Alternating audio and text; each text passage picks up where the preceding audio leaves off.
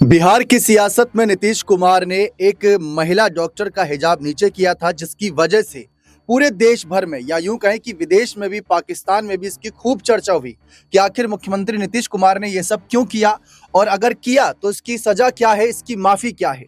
इस बात को लेकर हर कोई जानना चाहता है। हर नेता इस समय, देश के जितने भी बड़े नेता हैं, सब इस मुद्दे पर अपनी बात रख रहे हैं, सवाल उठ रहे हैं। तो उस बीच पक्ष कह रहा है कि नीतीश कुमार ने ऐसा नहीं किया, उनकी विचारधारा ऐसी नहीं थी जो उस वक्त दर्शाई जा रही है या लोग अपने कमेंट्स, स्टेटमेंट दे रहे हैं। जितनी तरीके की सोच के लोग यहाँ पर अपने बयान रखेंगे, उतनी तरीके की बातें सामने आएंगी। कोई कह रहा है कि उन्होंने अपनी बेटी समझकर उनका हिजाब नीचे किया था, ताकि सिर्फ और सिर्फ एक मुख्यमंत्री के साथ अगर वो तस्वीर ले रही है तो उस तस्वीर में उनका चेहरा आ जाए, ताकि पूरा जो उनका कह सकते हैं परिवार कुनबा है वो जाने कि मुख्यमंत्री के साथ तस्वीर ली थी। हिजाब पहने में उतना पता नहीं चल पाता। तो कोई कह रहा है कि सिर्फ कह सकते थे, छूने की जरूरत नहीं थी, इसको किसी की इजाजत नहीं है, चाहे मुख्यमंत्री हो चाहे प्रधानमंत्री हो, वो कह सकते थे, छू नहीं सकते थे, लेकिन छुआ, उसको नीचे करा। मामला काफी तूल पकड़ता है। कांग्रेस ने इस्तीफे की मांग करी तो वहीं दूसरी तरफ नीतीश के खिलाफ शिकायतें भी दर्ज कराई जा रही हैं। इसी मामले पर चर्चा करते हैं हम अपने खास वरिष्ठ सहयोगी अमन सर से कि सर, इस वक्त क्या माहौल है, क्या नीतीश कुमार के खिलाफ जो एफआईआर दर्ज हो रही हैं, जो कह सकते हैं शिकायतें दर्ज हो रही हैं एक मुख्यमंत्री के खिलाफ भी, तो उसको आप किस नजरिए से देख रहे हैं? और सबसे बड़ी बात, जो इस्तीफे की मांग उठाई जा रही है उसमें क्या कुछ अपडेट आ रही है? देखिए दीपक, जिस तरह से मामला उठकर सामने आया उसको लेकर अलग अलग लोगों के बयान है। एक पक्ष में भी बयान है, एक विपक्ष में भी बयान है। एक लड़की के हिजाब को लेकर अपना समर्थन दे रहे हैं, तो कुछ लोग कह रहे हैं कि उस इवेंट में हिजाब पहनकर जाने की जरूरत क्या थी। तमाम तरह के तथ्य निकल कर सामने आए, लेकिन जो बात आपने कही है उस पर अगर हम गौर करें तो देखिए, मुख्यमंत्री के ऊपर जो शिकायत कही जा रही है उसमें तीन चार धाराएं हैं, यानी 14, 15, 21 और 25 के तहत कहा जा रहा है कि भाई समानता, व्यक्तिगत स्वतंत्रता, धार्मिक स्वतंत्रता और ऐसे अधिकारों का उल्लंघन किया गया और इस तरह की धाराओं के तहत ये मामला दर्ज होना चाहिए। इस तरह के आवेदन और इस तरह की मांग, लगातार शिकायत जो है वो की जा रही है। लेकिन जरा आप सोचिए, नीतीश कुमार जिनके ऊपर पहले से ये बात हो रही है कि भाई क्या उम्र का प्रभाव उनके ऊपर पड़ रहा है, क्योंकि लगातार उनके इस तरह के जो कारनामे हैं वो सामने निकल कर आते हैं। आपने भी देखा होगा, तमाम दर्शकों ने देखा होगा कि जब उस लड़की का हिजाब नीतीश कुमार नीचे करे तो सम्राट चौधरी ठीक उनके पीछे खड़े हुए हैं और वो भी तुरंत हाथ बढ़ाना चाहते हैं, रोकना चाहते हैं। तो आप देखिए कि उनको भी पता है कि इस तरह से सरेआम आप जो ये हरकत कर रही है आपके ऊपर भारी पड़ सकती है। और यहाँ पर अब जवाबदेही जब तय होने की बात आती है तो कहीं ना कहीं जेडीयू खेमा, सत्ता पक्ष खेमा खामोश नजर आता है। और ऐसे में कई तरह की बातें अब पॉलिटिकल रूप लेती हुई दिखाई पड़ रही है, तूल पकड़ती हुई नजर आ रही है। कई लोग तो ये भी कह रहे हैं कि अब शायद मुख्यमंत्री का जो पद है उसकी जिम्मेदारी निभाना नीतीश कुमार के लिए आसान नहीं है, क्योंकि उनके ऊपर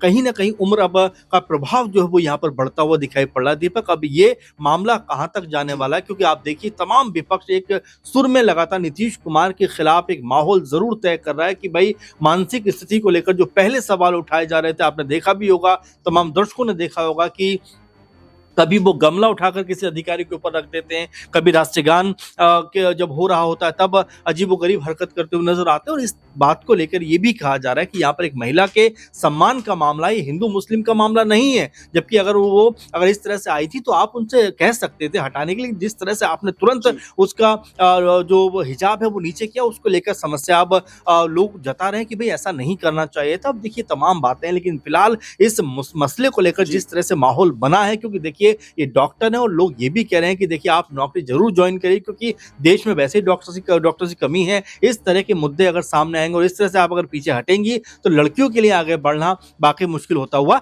दिखाई पड़ेगा। झारखंड सरकार ने, यानी हेमंत सरकार ने, उनके मंत्री इरफान अंसारी ने उसी महिला डॉक्टर को एक ऑफर दिया है कि आप झारखंड आइए, नौकरी करिए, 3 लाख रुपए प्रति माह आपको रोजगार दिया जाएगा, डॉक्टर की जो उपाधि उसके बाद, और साथ ही साथ फ्लैट भी दिया जाएगा। और सबसे बड़ी बात, जो आपको बिहार में नहीं मिल रहा, वो पूरा मान सम्मान आपको झारखंड सरकार देगी। लेकिन इस बीच एक सवाल ये उठते हैं कि विपक्ष और एक विशेष समुदाय कुछ बातें रख रहा है, उनको समझने की जरूरत है। विशेष समुदाय से तात्पर्य मुस्लिम समुदाय। उन्होंने साफ कहा कि नीतीश कुमार ने ये गलत किया है। ज्यादातर ये नहीं कह रहे कि इस्तीफा दे या उनको सजा हो, गिरफ्तारी हो, ऐसा कुछ नहीं।